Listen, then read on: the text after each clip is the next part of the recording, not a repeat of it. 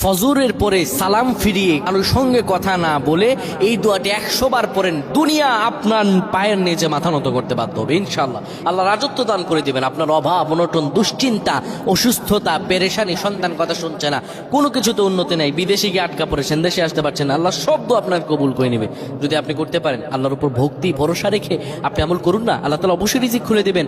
আল্লাহ তাআলা আল্লাহু খায়রুর রাযিকিন, আল্লাহ হচ্ছে উত্তম রিজিক দাতা। আল্লাহ আপনার তো অবশ্যই কবুল করবেন। আল্লাহ বলেছেন উদউনি আস্তাজিব লাকুম, আমার কাছে চাও আমি দিয়ে দিব। এই কথাগুলো তোমরা শেয়ার করে দিবা, ফ্যামিলি সবার কাছে শেয়ার করবা। তুমি আমল না করো সওয়াব পাবা যদি তোমার একটা কথা অন্য কেউ শুনে আমল করে। আমার প্রিয় ভাইরা, ফজর নামাজের পরে নবীজি কখনোই আমলটা ছেড়ে দিতেন না। কেউ যদি ফজর নামাজের পরে পরে সুবহানাল্লাহি ওয়া বিহামদিহি সুবহানাল্লাহিল আযীম 100 বার যদি কেউ পড়তে পারে, কারো সঙ্গে কথা না বলে 100 বার পড়ার কারণে আমার আল্লাহ রব্বুল আলামিন তাকে রিজিকে বরকত দিবেন, তার হায়াতে বরকত দিবেন, তার মন শান্তিতে বরকত দিবেন। আল্লাহ রব্বুল আলামিন তাকে এত পরিমাণে দয়া করবেন ওই ব্যক্তি কোনো দিনও কল্পনা করতে পারে না। সুবহানাল্লাহ।